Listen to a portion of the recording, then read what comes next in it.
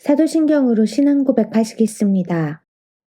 전능하사 천지를 만드신 하나님 아버지를 내가 믿사오며 그 외아들 우리 주 예수 그리스도를 믿사오니 이는 성령으로 잉태하사 동정녀 마리아에게 나시고 본디오 빌라도에게 고난을 받으사 십자가에 못 박혀 죽으시고 장사한 지 사흘 만에 죽은 자 가운데서 다시 살아나시며 하늘에 오르사 전능하신 하나님 우편에 앉아 계시다가 저리로서 산자와 죽은 자를 심판하러 오시리라.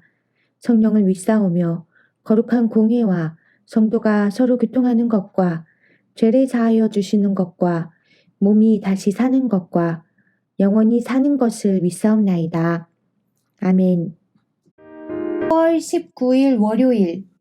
오늘 우리에게 주시는 말씀은 마가복음 10장 42절에서 45절까지 말씀입니다.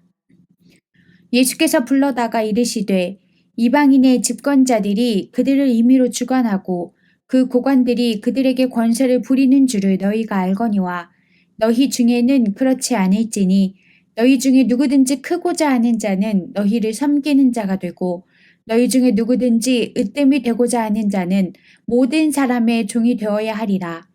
인자가 온 것은 섬김을 받으려 함이 아니라 도리어 섬기려 하고 자기 목숨을 많은 사람의 대속물로 주려 함이니라. 아멘. 오늘은 4.19 혁명 기념일입니다.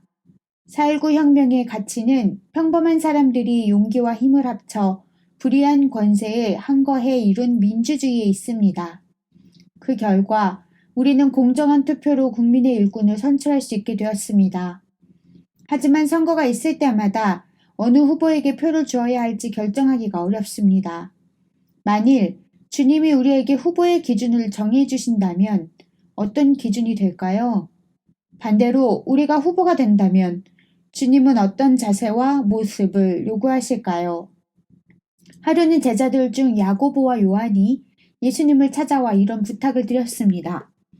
선생님, 우리가 요구하는 것은 무엇이든지 해주시기 바랍니다.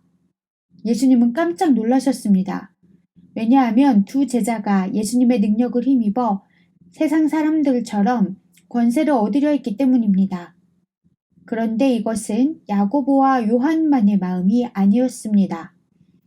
두 형제가 예수님께 요구하는 모습을 보고 다른 제자들은 분노했습니다. 이 사실을 통해 우리는 제자들의 생각이 모두 비슷함을 알 수 있습니다. 사실 제자들은 그럴 만한 자격이 있습니다. 그들은 생계수단인 배를 비롯해 모든 것을 버려두고 예수님을 따라 나섰습니다.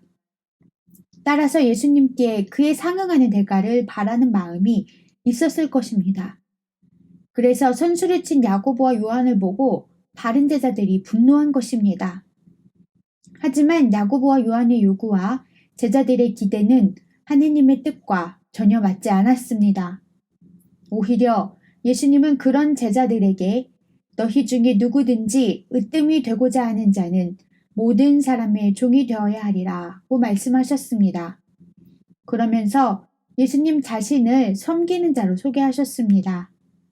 인자가 온 것은 섬김을 받으려 함이 아니라 도리어 섬기려 하고 자기 목숨을 많은 사람의 대속물로 주려 함이니라. 예수님은 우리에게 권세가 아닌 섬김을 가르쳐 주셨습니다. 그 가르침조차 권세로 하지 않으시고 희생으로 하셨습니다. 스스로 희생의 대속물이 되셔서 우리를 살리고 모든 사람의 구주가 되셨습니다. 우리 사회는 섬기는 사람이 절실합니다. 예수님은 우리가 희생을 강요하는 사람이 아니라 희생하는 사람으로 살기를 원하십니다. 섬기는 자, 희생하는 자가 곧 생명을 구하기 때문입니다. 묵상 질문. 섬기고 희생하는 것과 권세를 부리고 군림하는 것 중 무엇을 더 바라고 있습니까? 오늘의 기도.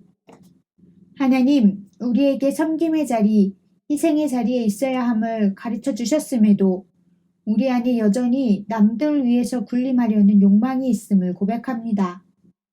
주님을 닮아 타인을 눈물 짓게 하는 굴림의 자리 대신 생명을 살리는 섬김의 자리를 택하게 하옵소서.